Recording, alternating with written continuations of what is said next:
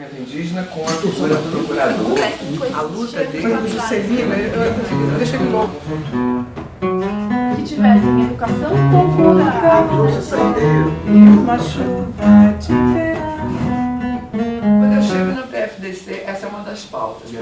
Bom, a nossa entrevistada de hoje é Débora Duprat, que é Procuradora Federal dos Direitos do Cidadão e uma das referências do Ministério Público Federal. Inclusive, nas eleições, nas penúltimas eleições para Procurador-Geral, houve pesquisas pegando todos os procuradores, já que a eleição em si que define a lista tríplice é só do Ministério Público Federal, e nessa eleição, pegando todos os procuradores, ela estava em primeiro lugar.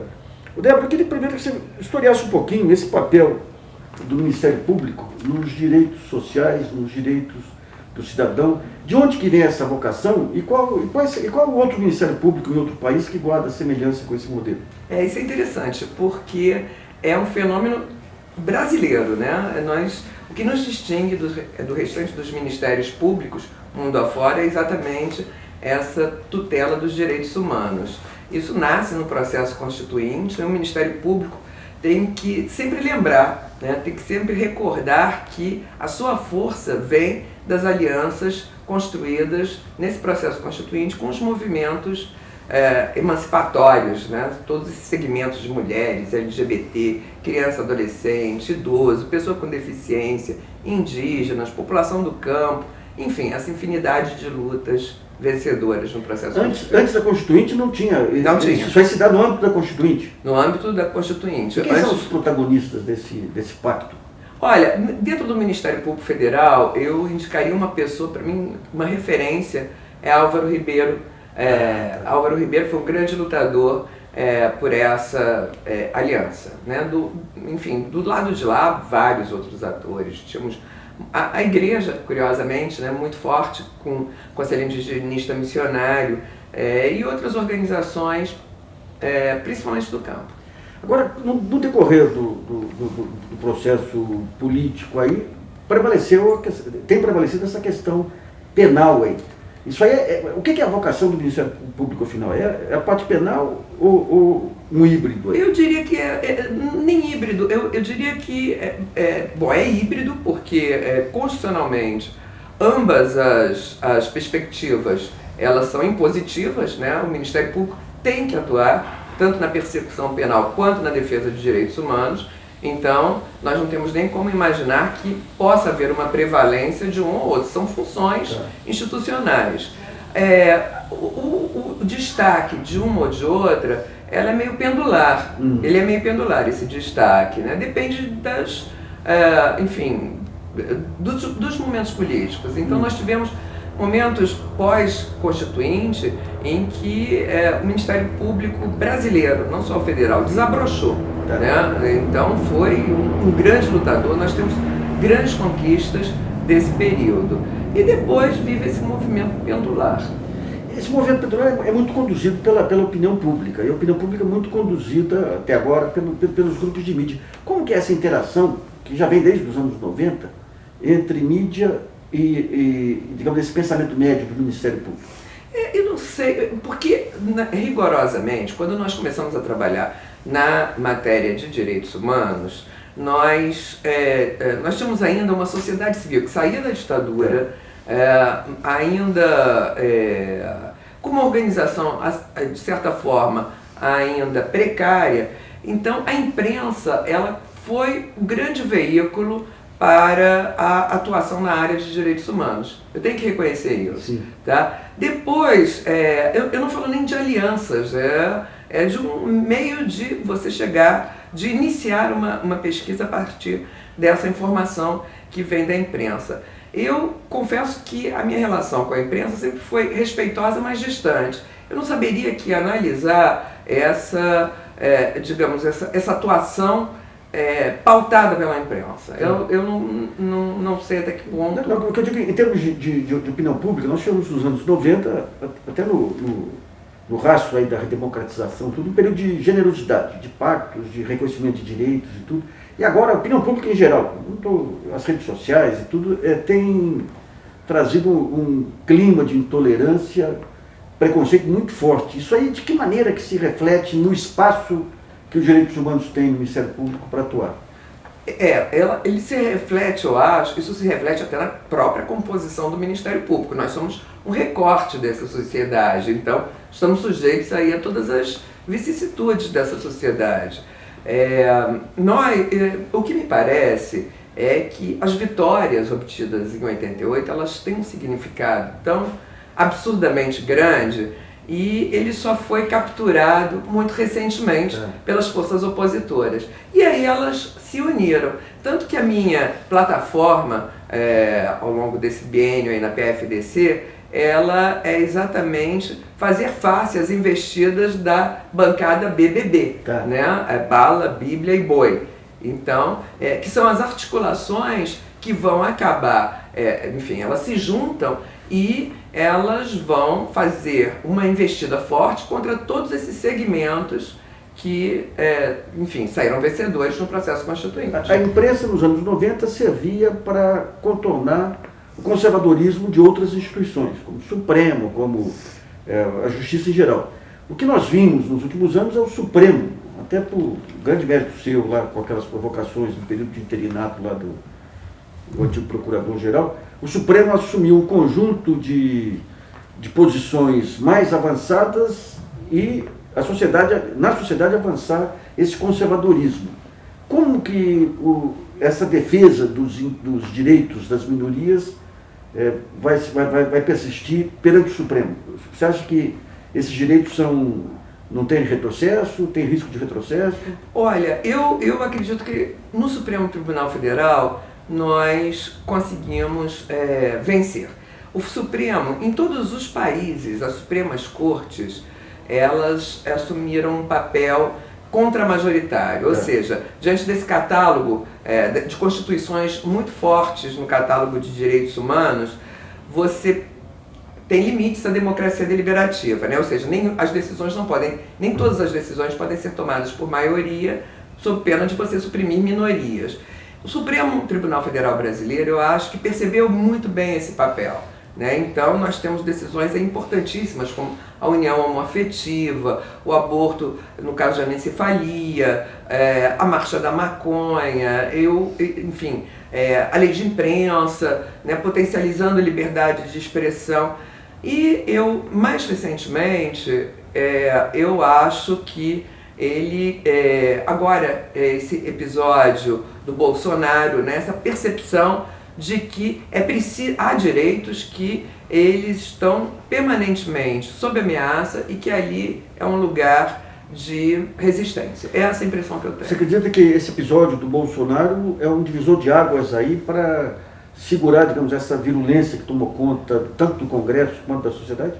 Em relação aos parlamentares, eu acredito que sim, porque nós já tínhamos tido outros casos antes envolvendo, inclusive, o Marcos Feliciano, numa situação também de discurso de ódio. Eu, inclusive, estava na sessão, fiz a sustentação oral no sentido de que discursos de ódio não estavam amparados pela imunidade parlamentar e perdi.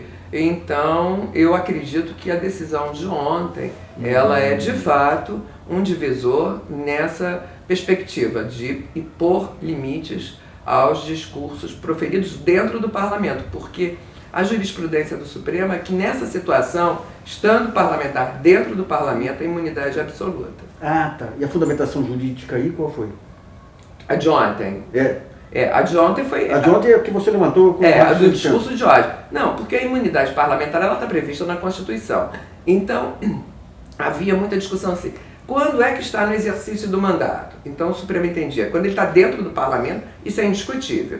Se ele está do lado de fora, dando uma entrevista, aí tem que ver o conteúdo do que é dito, se tem ou não relação com o mandato parlamentar. É a primeira vez que o Supremo admite que não há imunidade parlamentar num discurso proferido dentro do parlamento. Tá. E daí entra um conflito bem complicado, aí que é a questão das concessões públicas, dos meios de divulgação, que tem de um lado programas que incitam a ódio e de outro lado programas religiosos aí, conservadores ou não, mas de qualquer modo com um viés político aí em relação aos costumes, à moral. De que maneira que se trabalha essa dicotomia da liberdade de imprensa e dos abusos que são cometidos? O Supremo Tribunal Federal, ele deu um peso muito forte à liberdade de expressão nos últimos tempos, né? Ele seguiu muito a jurisprudência norte-americana, aquele direito que chamam prima facie. É um direito que você tem que ter um ônus argumentativo muito forte para superá-lo, mas não é um direito absoluto, né? Então, nós temos aí, com relação às concessões às igrejas, às várias religiões, que vê a questão da laicidade do Estado, né? Então, temos que ponderar. E vai depender. Eu acho que se é uma rádio comunitária pequena para atender uma comunidade é uma coisa. Se isso tem uma dimensão muito maior enfim, os propósitos dessa emissora é algo que temos que ver e talvez numa ponderação aí fazer ceder a liberdade de expressão contra determinados propósitos. A mesma coisa os programas policialescos. Nós sabemos que esses programas eles são violadores de direitos humanos em vários recortes, né? Criança, adolescente, gênero, LGBT, raça, e eu acho que alguma medida deva ser tomada. E quando se fala em liberdade de expressão, o que se tem, em geral, é a defesa contra atos do Executivo, mas o que nós estamos vendo também é uma disseminação de ações judiciais, tentando segurar críticas, e os blogs são vítimas disso, inclusive de ações conduzidas até pelos próprios veículos de mídia. De que maneira que se casa essa questão dos direitos do atingido com a liberdade de expressão, e principalmente, de que maneira que se consegue colocar no mesmo patamar de direitos as novas formas de expressão, como o blog, certo? E a mídia convencional? Eu particularmente, censura nunca, né? Nós temos um princípio que eu acho que é fundamental, que é o pluralismo de ideias e esse pluralismo refletido nos meios de comunicação. Os blogs, eles são um importante instrumento de aportes de ideias minoritárias, de ideias plurais. Então eu acho que nós temos que preservar e potencializar, sim, a existência dos blogs e do que é dito nesse ambiente. Doutora Débora, tem aqui um conjunto de perguntas aqui dos internautas, aqui do Daniel, de Fortaleza. Como a senhora avalia o crescimento institucional da Defensoria Pública no Brasil no contexto de defesa dos direitos humanos? Quais as diferenças verificadas na abordagem de direitos humanos por parte do Ministério Público e da Defensoria Pública? Eu sou uma entusiasta da Defensoria Pública. Eu acho que a Constituição colocou um projeto social de erradicação da pobreza, né, de potencialização dos direitos humanos. É um desafio tão grande que ele não cabe numa única instituição. Eu acho que quanto mais nós nos somarmos para a realização desse projeto, tanto melhor. Não vejo grande diferença. Nós, como eles, enfim, trabalhamos e usamos os mesmos instrumentos. Em relação às últimas medidas aí do Ministério da Justiça, segurando aí as verbas por 90 dias, entrando em questões indígenas, questão de imigrantes, como é que a senhora está avaliando aí? Eu fiz até um ofício ao Ministro da Justiça pedindo explicações, as razões de ser dessa portaria, porque ela não vem acompanhada de uma exposição de motivos. Nós não sabemos em que medida elas atingem direitos fundamentais, direitos humanos. É um ministério que, além de abrigar a questão indígena, o sistema penitenciário, ele incorporou todos os segmentos de direitos humanos. Então, a pergunta feita nesse ofício é exatamente as razões e, enfim, que programas, projetos, ações vão ser atingidos por essa portaria. Antes disso, nós nem podemos agir, porque não sabemos exatamente qual o propósito e se vai ter alguma ação inibida por força dessa portaria. Essa decisão do governo interino de eliminar secretarias que tinham status de ministério, tudo afeta de alguma maneira a luta pelos direitos humanos? Olha, eu acredito que a mudança de estrutura, ela em si não é algo que possa, direta e imediatamente, refletir em direitos humanos. o que nós temos que ver é se, mesmo perdendo o status de ministério, que já tinha sido perdido antes, né? Isso daí vai afetar alguma política, né? Então, eu recebi um coletivo de advogadas populares feministas que elas estão fazendo uma linha do tempo na desestruturação das políticas para mulheres. Havendo retrocesso, nós temos ação judicial, porque um dos princípios fundamentais de direitos humanos é a proibição de retrocesso.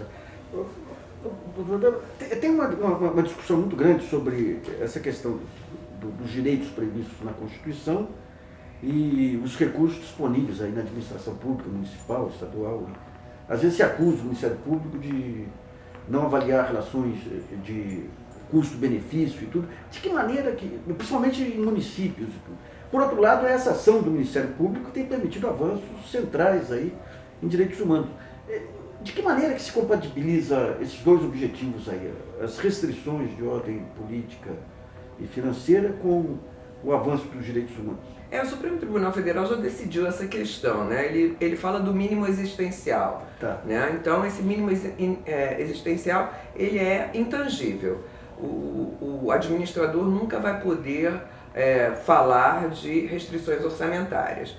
E mesmo que não seja o mínimo existencial, de qualquer maneira subsiste para o administrador a necessidade de provar essa insuficiência orçamentária ou qualquer proibição legal, né? Então ele não está livre para dizer, olha, não exercito essa política porque não tem dinheiro. Ele tem que provar um impedimento. Daí nós temos essa questão do limite de gastos do orçamento que está sendo votado agora pela Câmara, por proposição aí do presidente interino, que praticamente ele congela o nível de gastos de saúde e educação nos níveis atuais, que com a recessão são os mais baixos aí das últimas décadas.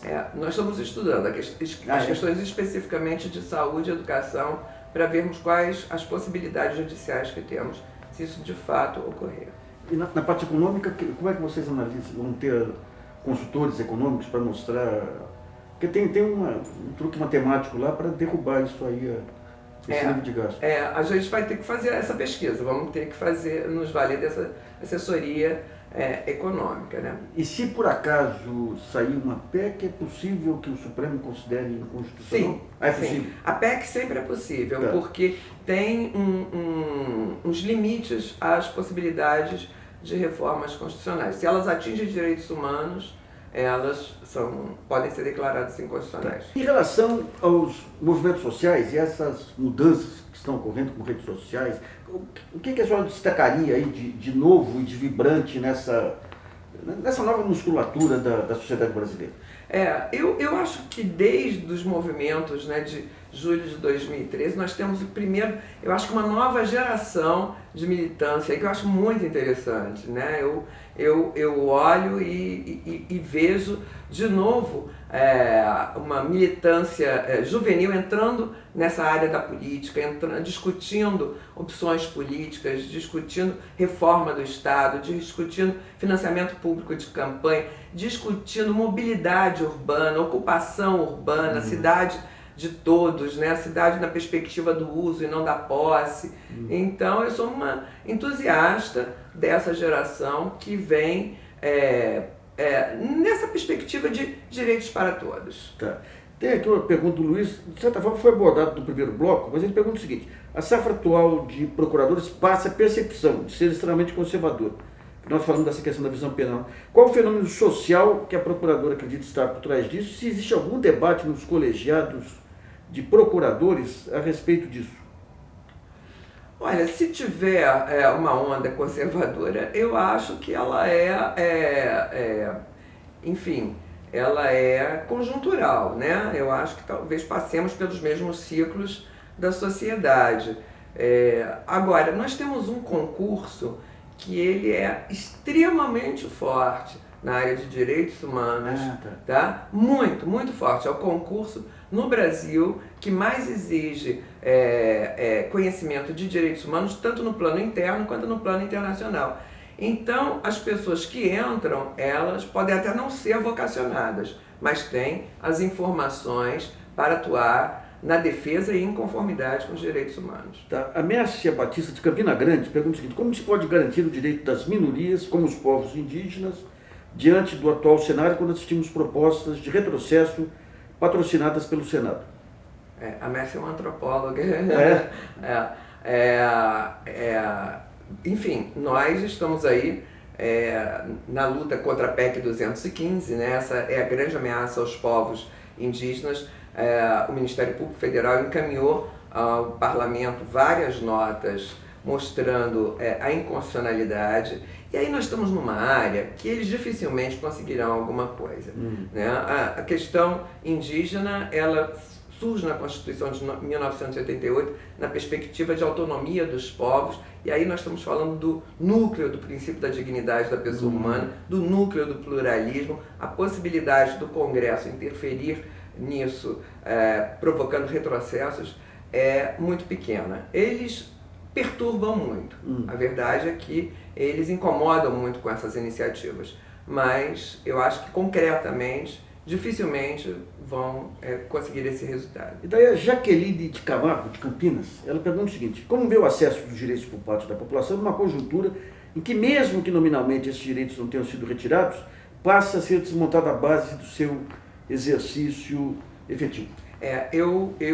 Isso é uma percepção geral, né, de que nós estamos vivendo um período de retrocesso, mas eu acho que no retrocesso os movimentos se fortalecem, e é eles que eu acredito que estão mais habilitados a lutar e a vencer nesse processo.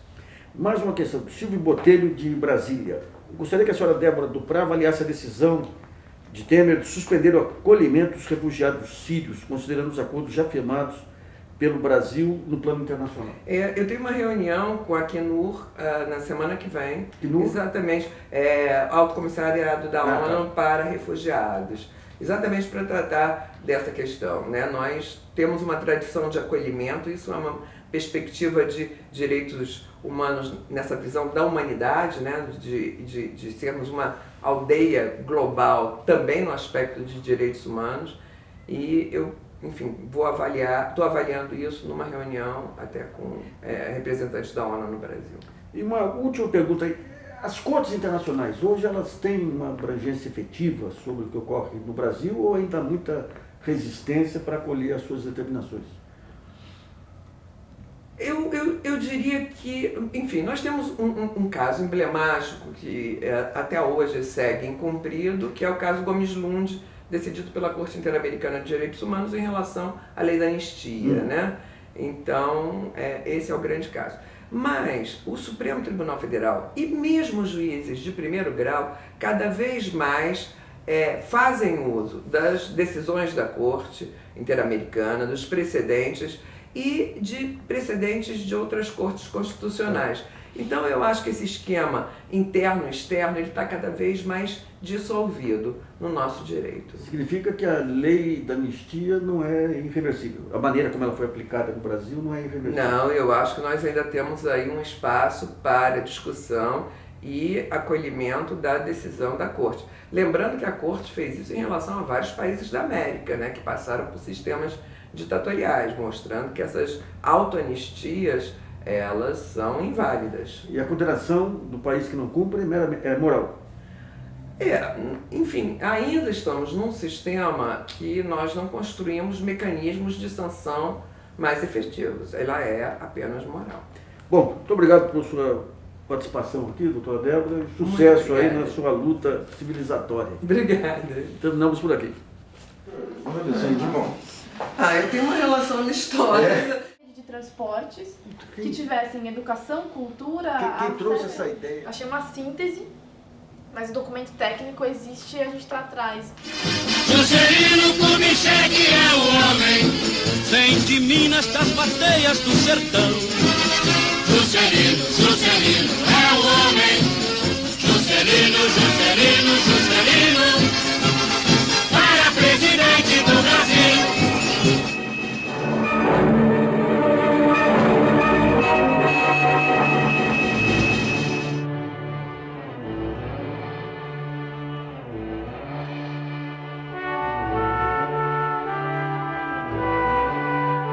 A nossa entrevistada é Léa Vidigal Medeiros. Ela é advogada, especialista em direito econômico, com tese sobre o papel do BNDES no desenvolvimento brasileiro. É uma das roteiristas que ajudou no show sobre o Juscelino Kubitschek, que a gente vai abordar nesse programa. Mas hoje nós vamos tratar especificamente de um dos grandes enigmas do século, aí, que foi o episódio da morte do Juscelino Kubitschek, que acabou gerando 2 relatórios, um da Comissão da Verdade de São Paulo apontando a possibilidade aí de um atentado e outro da Comissão Nacional refutando. Léa, o que te levou a se interessar pelo tema e o que você fez para se aprofundar nele? Bom, ao longo do mestrado, o meu mestrado é a respeito da função do BNDES para o desenvolvimento e a questão do planejamento do desenvolvimento veio à tona como mote que guiou o BNDES, então eu tive que ir atrás da história do planejamento no século XX. E quando eu fui abordar esse tema, a história revela o plano de metas como auge do planejamento do desenvolvimento brasileiro. E o JK e o governo JK foram um objeto de estudo profundo para entender aí o papel do banco. E com isso surgiu, eu tive acesso ao relatório da Comissão Municipal da Verdade de São Paulo e a documentos que tratavam da morte de JK, levando a conclusão irrefutável de que teria sido um assassinato. Mas eram documentos que estavam esparsos, que eram de difícil acesso, de conhecimento restrito, e eu achei que a USP e a minha própria pesquisa poderia ajudar a coletar esses elementos, sistematizá-los, encontrar mais por meio de um processo de investigação sério.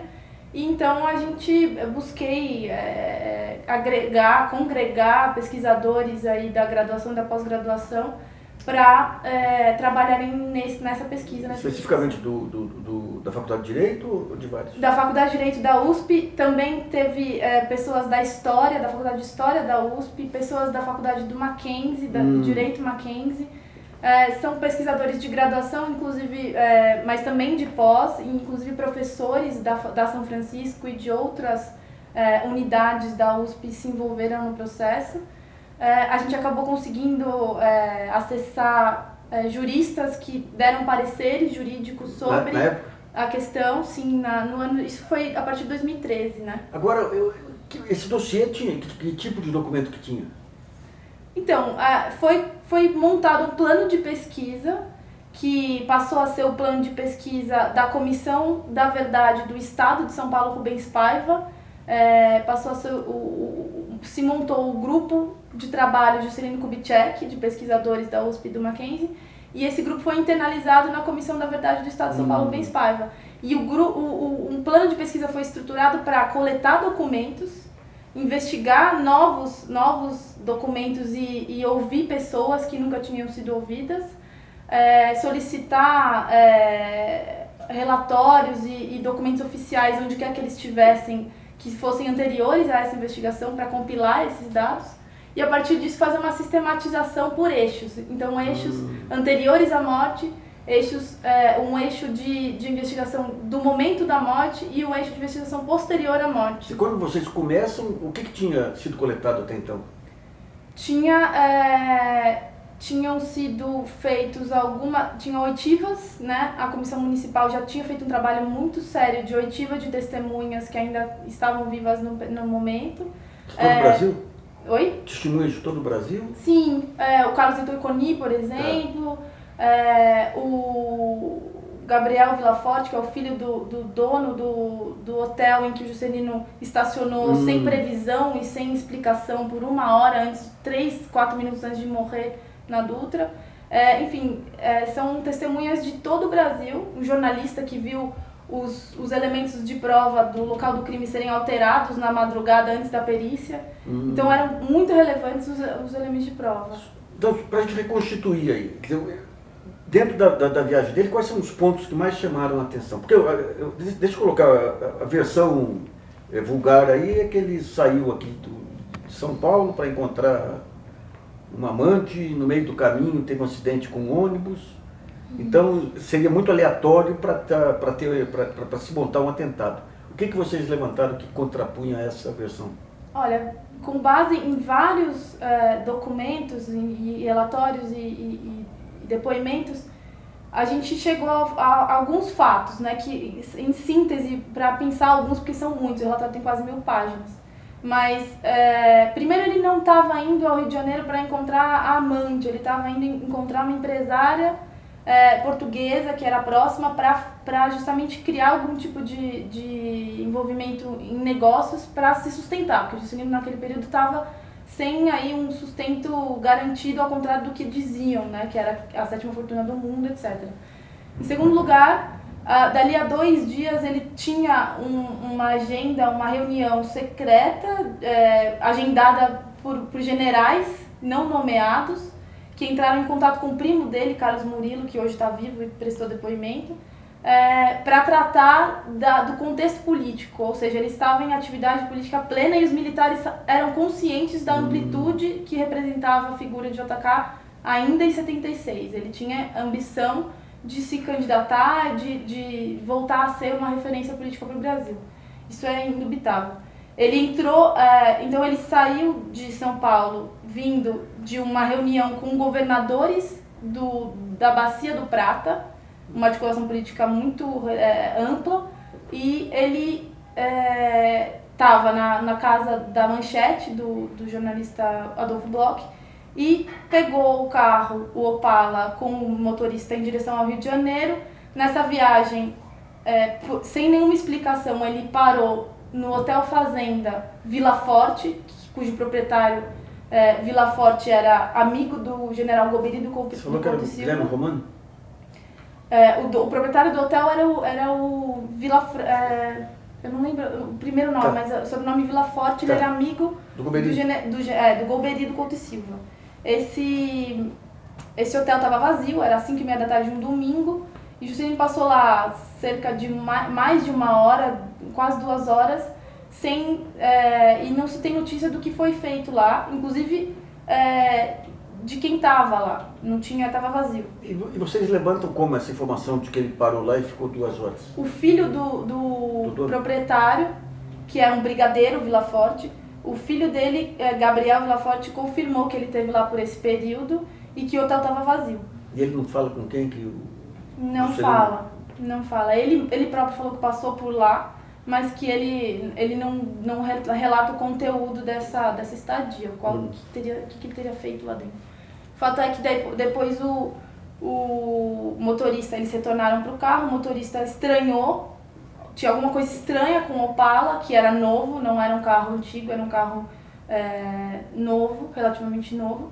E quem que ouviu essa reclamação? Foi o manobrista do pátio do hotel que o Coni, Carlos Heitor Coni, relatou ter entrevistado no dia seguinte da morte.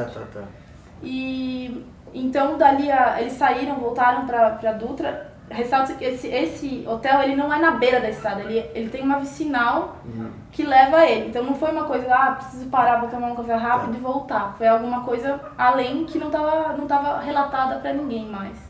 E minutos, assim, 5, 6 minutos depois de retomar a pista, a colisão aconteceu, uma colisão fatal que levou numa reta contra uma carreta que vinha no sentido contrário, né? Então eles estavam no sentido São Paulo-Rio e a carreta veio no sentido Rio-São Paulo. Aquela história de que o motorista tinha um furo no crânio não é lenda urbana? Isso é uma hipótese.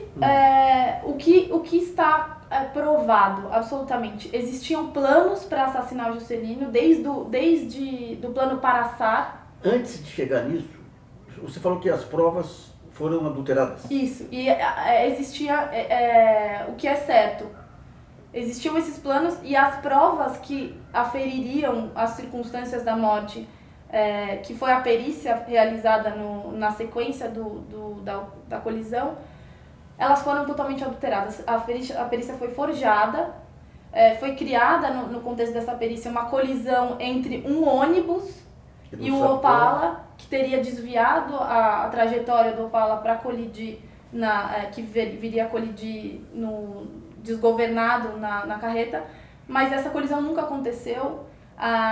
Tem laudo técnico, tem parecer técnico da ocasião, já provando com cálculos matemáticos o quanto estava primitiva a elaboração desse laudo. Tem fotografias revelando que a traseira esquerda do Opala, onde a perícia disse que teria sido o ponto de colisão entre o ônibus e o Opala, ela estava íntegra no momento da colisão, no momento seguinte à colisão, mas no dia seguinte, quando se tirou, a polícia fabricou outras fotos, essa traseira esquerda estava danificada, estava variada, ou seja, a avaria do Opala, que foi a base que serviu de causa, digamos assim, do acidente, ela foi produzida depois do acidente, ela foi produzida no pátio da delegacia ou em algum momento posterior. As provas foram adulteradas sem nenhuma dúvida e essa perícia ela é fraudada. Essa morte ela está supostamente dentro da Operação Condor. É isso? Tem uma carta enviada pelo general Contreras, Coronel Contreras Sepúlveda, que era chefe do Serviço Secreto Chileno, em 1975, agosto de 1975, para o general Figueiredo, então chefe do SNI.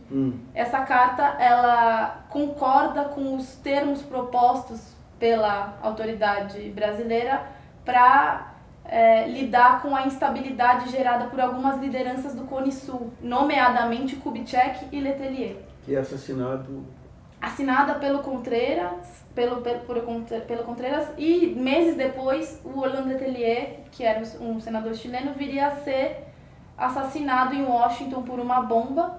E isso foi provado, inclusive os americanos julgaram e condenaram o Contreras, que ficou preso. E dali a meses morreriam Lacerda, Jango e Juscelino Kubitschek no ano de 76. Em circunstâncias não explicadas. Quer dizer, os quatro, o tempo que transcorreu entre o primeiro e o último foi de um ano? Cerca de um ano, um pouco mais que isso. E essa carta, ela, junto com todas as evidências que estão coligidas nesse relatório, elas não deixam dúvidas sobre a cooperação entre os Estados latino-americanos e a influência e a determinação dos norte-americanos em organizar esse sistema, treinamento de eliminação de lideranças e de eliminação de provas que levariam à consciência desses crimes. Quando se fala em americanos, que área do governo que atuava nisso? Olha, eu não sei, as provas, elas não são, digamos, não levam as pessoas, mas elas revelam as cartas do Serviço Secreto americano, as cartas da Secretaria de Estado norte-americano para as embaixadas do mundo inteiro, revelam um monitoramento constante de onde estava Juscelino Kubitschek desde 63 até 76, que foi quando ele morreu. Revelam que existiam reuniões entre embaixadores e o governo brasileiro, Castelo Branco e os posteriores, para criar factoides para desacreditar, então, acusações de corrupção, acusações de desvios que teriam sido feitos pelo Juscelino. Por que não tentaram prender? Prenderam. Ele chegou a ficar preso. Prenderam. No AI-5, na noite do AI-5, ele foi preso, ele foi...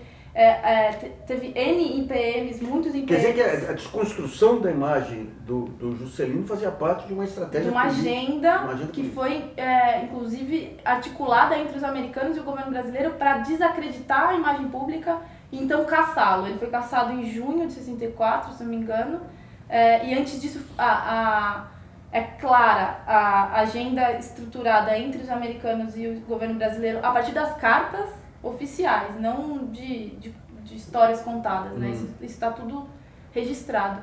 E, simultaneamente, tinha uma correspondência na mídia. Então, o Jornal do Brasil e outros veículos de comunicação repetindo as calúnias e a difamação, todas essas histórias falsas, como se verdade fosse. Então, tinha notícia do período. Saiu o documento que prova a corrupção na construção da ponte da Amizade no Paraguai. E o documento nunca apareceu, mas a notícia estava lá e ela estava repetida várias vezes à exaustão. Isso é uma delas. É uma tática antiga isso aí. Exatamente. E a parte de diversão levantava ou só a parte de corrupção? Parte de? Subversão. Sim, tem inquéritos policiais militares de que ele seria comunista. Ele foi torturado psicologicamente, então eram interrogatórios para uma pessoa de quase 70, né, 60 e tantos anos, de horas a fio, com perguntas aleatórias para, de fato... Ah, ele foi submetido? Foi a séries de... Ele pisou na volta do exílio, ele foi exilado, né, em Paris. Assim que ele voltou em 65, ele recebeu uma série de intimações para depor no Rio de Janeiro sobre IPMs secretos que nunca foram revelados, processos nunca revelados. Então o interrogatório, a íntegra não deu para... Não, porque são arquivos que a gente não acessa. Tá com exatamente. os porões aí. Mas tem decisão do Supremo Tribunal Federal dos anos 70, eu não vou me lembrar o processo exato, mas declarando que apesar de diversas denúncias, nunca houve prova de efetiva corrupção por parte do Juscelino Kubitschek. O Supremo era corajoso, né?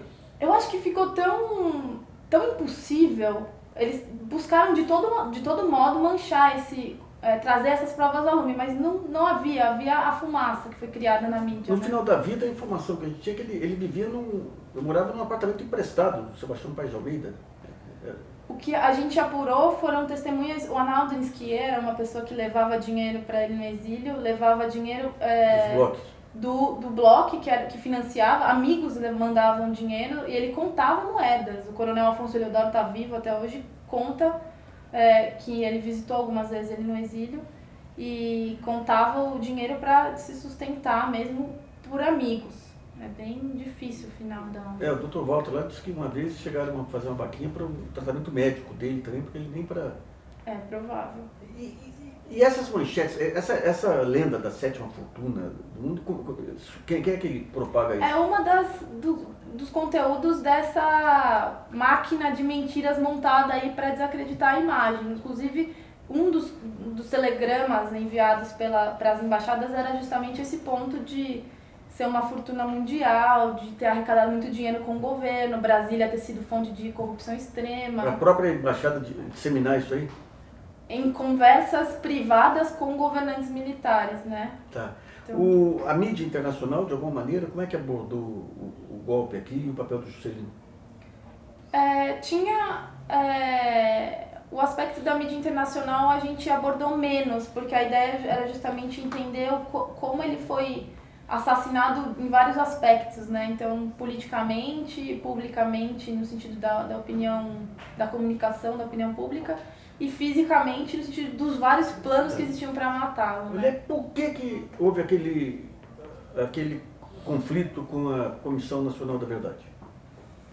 Então, na verdade, a intenção inicialmente era cooperar com a Comissão Nacional da Verdade, porque os pesquisadores da USP tinham braços e tinham disponibilidade para fazer uma investigação à altura de um presidente da República, e a Comissão Nacional da Verdade tinha mandato e competência para isso. E a tentativa foi de cooperar, no sentido de levar um material coligido e levar os pedidos de oitivas de todos os vivos, o coronel Afonso Eleodoro e o Carlos Murilo, que são respectivamente secretário que acompanhou o Juscelino toda a vida, e o primo de JK, que estão vivos, guardam essa história até hoje, nunca foram ouvidos. Então foram, digamos, feitos pedidos de oitivas e de documentos. Mas a Comissão Nacional da Verdade nunca respondeu. Foram mais de 30 ofícios e pedidos de audiências e a Comissão Nacional nunca respondeu. E o resultado foi a publicação de um relatório, uma conclusão, que é a replicação do laudo forjado da ditadura militar. Não teve houve nenhuma pesquisa adicional? A Comissão Nacional não fez investigação. Então, É um assunto tabu? O que é? Olha, eu não tenho dúvidas de que o assassinato de um presidente da República levanta muitas perguntas, né? Por que assassinar alguém que não era comunista, que não era um ditador, que era muito popular, era o homem mais popular, segundo os próprios americanos, era certeza que ele seria eleito em 65 e em 76 de novo seria a figura pública mais abrangente. Por que isso? Por quê? O que foi embora com ele com o sumiço dessa figura brasileira, né? Então, e quais os envolvidos? Isso implica muitos interesses, né? Então eu não tenho, digamos, a comprovação do que se passou internamente na Comissão Nacional da Verdade. O que eu tenho é a certeza de que esse assunto foi pro índex, assim, ele foi vetado, ele não foi abordado, muito menos investigado pela comissão. Se um assunto central desse aí merecesse esse tratamento, você diria que o resultado final da comissão foi satisfatório? Não, isso é fora de dúvida, não só no assunto Juscelino Kubitschek, mas em outros, como por exemplo João Goulart, o Anísio Teixeira, que caiu no poço de um elevador, ninguém nunca explicou o que aconteceu, a Comissão Nacional não deu resposta para nenhuma dessas questões. Aliás, ela deu resposta só no caso do Juscelino, reafirmando a tese do acidente, que é a tese da ditadura, por alguma razão que eu também não posso te dizer, foi categórica nesse sentido, mas inclusive mortos, desaparecidos, desconhecidos, pessoas comuns tiveram dificuldade em ter os seus casos resolvidos, algumas coisas andaram, mas é geral a insatisfação com a Comissão Nacional da Verdade. No caso do JK, eu diria que andou para trás, assim, o trabalho de esclarecimento desse assunto. Muito bom. Quanto tempo deu aí? É o making off. 1, é 2, é 3, é 4, é 5. Vai me explicar pra gente que era 2 modulinhos. Obrigada, Juscelino. Não gosto de cama mole. Eu não sei comer sem torresmo. A Gláucia Nasser é mineira, militante, uma apaixonada pela história do Juscelino há muito tempo. Está levando o show, o encontro, Uma Noite com o Juscelino, um reencontro com o Brasil, que vai para Brasília no próximo mês aí, em cima da comemoração dos 40 anos aí da morte do Juscelino. Gláucia, conta um pouquinho qual foi a ideia do show e o que ele pretende transmitir. A ideia do show ela tem um início, né? Esse início foi nos 100 anos de aniversário do Juscelino, que eu acabei conhecendo todo o pessoal envolvido com a história do Brasil dessa época. E eu estava lá com o Roberto Menescal. E o Roberto Menescal e eu cantando Bossa Nova. E a Bossa Nova e o Juscelino também tinha tudo a ver, né? Tudo a ver. Foi quando o Brasil ganhou o mundo na música, né? E aí o Menescal me fala uma coisa que me chama muita atenção. Ele diz: Gláucia, naquela época, o Juscelino nos fazia acreditar que a gente podia tudo, que a gente era tudo, capaz de tudo, e por causa dele, nós nos atrevemos nos primeiros acordes da Bossa Nova. Aquilo foi novo para mim, sinceramente muito novo. Eu conhecia um pouco da história dele, mas não o suficiente, mas conhecia o pessoal que estava envolvido na Comissão da Verdade, os professores da USP, os biógrafos, o Ronaldo Costa Couto estava lá. Enfim, o encontro foi na própria USP, né? Na Faculdade de Direito. Houve esse encontro posteriormente, mas antes teve essa comemoração dos 100 anos do aniversário dele. E foi num restaurante, com as coisas que ele gostava, enfim. E a partir dali eu comecei a querer estudar a história, e conhecer a história do Brasil nessa época com uma maior profundidade. Mais do que é a verdade, do que aquilo que é contado como verdade. E ali eu encontrei algo que me chamou muita atenção, porque a vida inteira trabalhando de uma certa forma pelo Brasil, mesmo no município que eu morava, né? Mas sempre sentia que o Brasil ele caminhava até um certo ponto, ele chegava nesse ponto, depois ele recuava. Ele vai de novo e ele recua. Então é como se fosse uma sanfona, que nunca vai além daquele ponto, né? E essa história, essa coisa toda de Juscelino chegou me deu uma visão diferente. E nós dentro podemos. Nós podemos, mas o porquê que a gente não avança? E isso tem a ver muito com Juscelino, porque naquela época, Juscelino ele trouxe para o Brasil uma alma, uma consciência coletiva.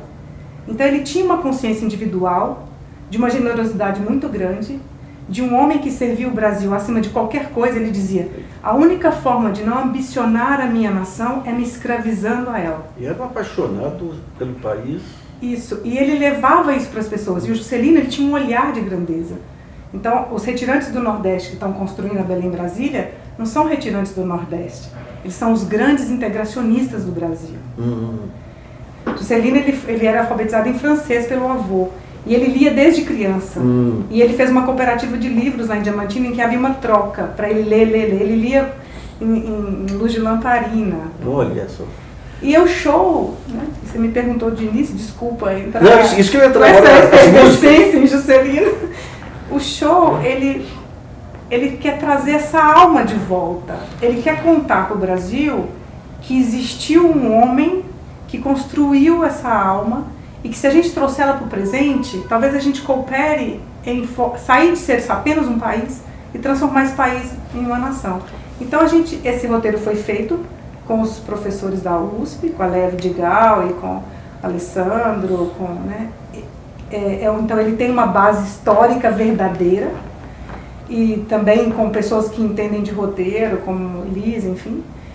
E nós fomos colocando as músicas, encaixando na história com as projeções que acontecem atrás. Você pega as músicas que eram do repertório, porque eu tenho um CD ele cantando também, né?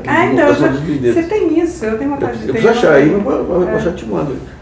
Mas o repertório era um repertório do Juscelino ou não, músicas representativas? São músicas representativas. Entra a Bossa Nova. É como, por exemplo, ele começa com a infância de Juscelino. Ué, então vamos começar já. O violão. Como é que chama o seu violonista? Cris Nunes. Ô Cris, vamos. Eu não fiz nem aquecimento. Ô Cris, essa sala já recebeu desde o Yamandu até esse capricho aí. Um pouco do calor do sol e uma chuva te verá. Vem lá dentro do meu coração, uma varanda em frente ao mar, pra gente namorar. A gente pode ver além do olhar, a gente pode ser aquilo que a gente quiser, que a gente quer, que a gente vai, a gente sabe, a gente pode, a gente é. Eu tenho fé, e com você por perto a gente tem um jeito certo de mudar o fim antes do fim chegar.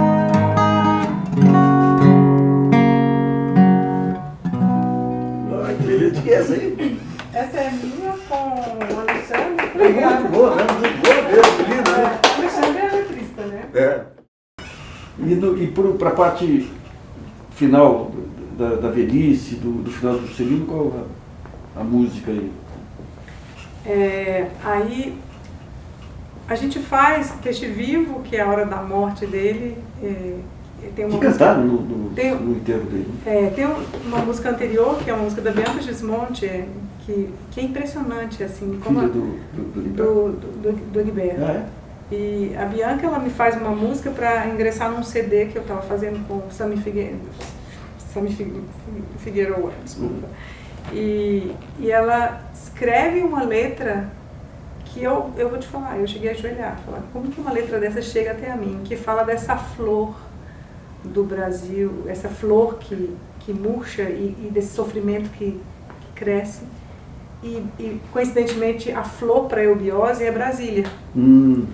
Eu achei aquilo tão simbólico e tão significativo que fala assim: vejo a flor murchar, cair, vejo a dor crescer, ferir, e vejo a dor brotar, vejo a flor brotar, sorrir, vejo a dor sumir, cansar. Olha só. E essa música, ela hoje para mim representa muito esse momento do Brasil e ao mesmo tempo a esperança que o Juscelino tinha, porque nessa música a gente faz o Juscelino, ele discursa no meio dessa música.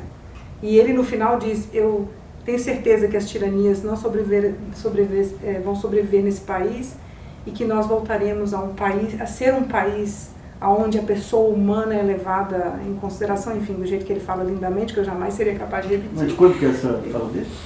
Isso foi no discurso da cassação. Ah, tá. Então é um momento muito... A plateia às vezes até fica em silêncio no final, porque termina com o discurso dele. E aí tem o momento dos Racionais, que a gente pegou ali dos Racionais uma música do Mano Brown, que ele fala: a lágrima de um homem vai cair. É muito legal esse momento do show, é muito forte. E aí vem o Peixe Vivo, que suaviza um pouquinho para depois falar da esperança. Essa letra da Bianca Gismonti, você que fez a música? A música dela, a música e a letra é dela. Você falou tanto, eu... Será que a gente vai conseguir fazer ela? Eu tô sem a parte, que é Ela é piano, né? complicada. Não tem. Essa partitura, mas... Ela é uma música complicada. Tal pai, tal filho? Mais uma vez? A gente consegue fazer mais uma vez, será? É estranho também. É porque Essa tem algumas é um músicas que o arranjo. violão o arranjo é muito complicado. Porque, mais uma vez, é uma música que é o momento da esperança. Mas é claro que o sol vai voltar amanhã, mais uma vez. Que era o puro Juscelino, né? O homem da esperança. Na capital da esperança, que é Brasília. Não fala isso. Hoje em dia você dá vontade de chorar, né, Nelson? Então, tem uma coisa, eu não sei, a gente está gravando? Eu não sei se a gente Não, tá vai gravando. editar. Ah, vai editar. Tem uma coisa muito interessante, porque Brasília tem uma visão de Dom Bosco, né? Não sei se vocês conhecem essa história, né? O Juscelino pegou daí, né? O Juscelino se emociona muito com essa visão de Dom Bosco, que seria a capital da nova civilização e a capital da esperança do mundo. E o Juscelino tem uma passagem dele num discurso que ele faz num templo da Elbiose. Ele é místico, não? Não, o Juscelino não era místico, mas as pessoas convidavam ele. Tá. E na Elbiose ele recebeu uma condecoração, que eu não sei bem qual é, da Ordem da Elbiose. E ele, depois, quando voltou do exílio, ele foi num templo da Elbiose para batizar uma criança. E lá ele estava deprimido, ele estava numa fase muito deprimida e eles queriam que ele falasse. Ele ficou muito bravo, porque ele não tinha ido lá para falar, porque ele tinha ido lá só para batizar essa criança. Mas que então, tudo bem, vou falar. E eu acho que porque ele estava nesse templo, ele contou uma passagem da vida dele que é muito interessante. Ele diz que estava na França e que foi chamado para uma reunião de alto cunho espiritual. E que ele chegou nesse lugar e que essas pessoas desse alto cunho espiritual disseram para ele, que chamaram ele ali, porque eles entendiam, eles estudavam a evolução das civilizações e que eles entendiam a questão das civilizações evoluírem a partir de Roma, Itália, passarem pela França, mas que de repente há nas projeções deles, que eu não sei que projeções seriam essas. Ele é pátria do espiritismo, né? Kardec, kardecismo. Na França, pode ser, eu não sei bem, entende? Ele não é explícito a respeito dessas pessoas. Daí ele diz que eles falam que nas projeções deles, essa evolução vai para um lugar, aonde é um deserto, e que eles não compreendiam essas projeções. Bom, e que eles acharam muito impressionante que de repente essa evolução, essa nova civilização, ela aparecia num lugar onde era um deserto e que não tinha nada. Então eles não estavam entendendo, eles achavam que as projeções deles estavam erradas. Até ficarem sabendo de um homem que estava construindo uma capital no meio de um deserto, no Cerrado brasileiro, e que eles estavam ali para abraçar esse homem, que com aquela construção ele estava indo de encontro não só aos anseios dos brasileiros, mas de toda a civilização planetária. E aí, isso mexeu muito comigo, me tocou muito, porque eu associei isso com a Comissão da Verdade. Por que não querem, sabe? Por que não querem dizer, nem o governo quer trabalhar, nem a Comissão Nacional da Verdade quer dizer que Juscelino foi assassinado? Por quê? O que se levantaria? Por que um homem como ele não foi assassinado? Essa pergunta. E eu acho que eu tenho a resposta, é muito pessoal, mas ela é um homem que estava contrariando todo um jeito de ser de um planeta, onde existe uma supremacia de alguns e os outros ficam a serviço desses alguns.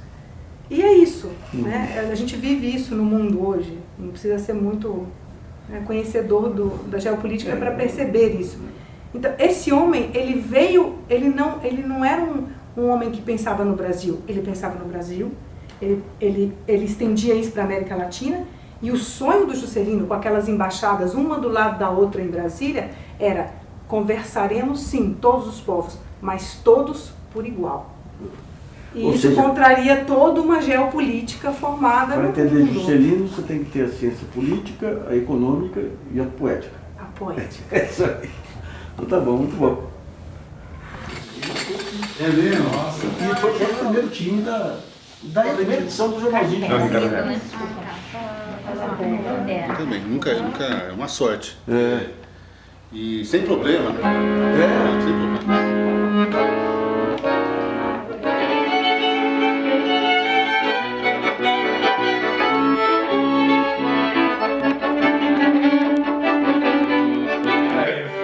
Ainda estou lá na fuleira, mas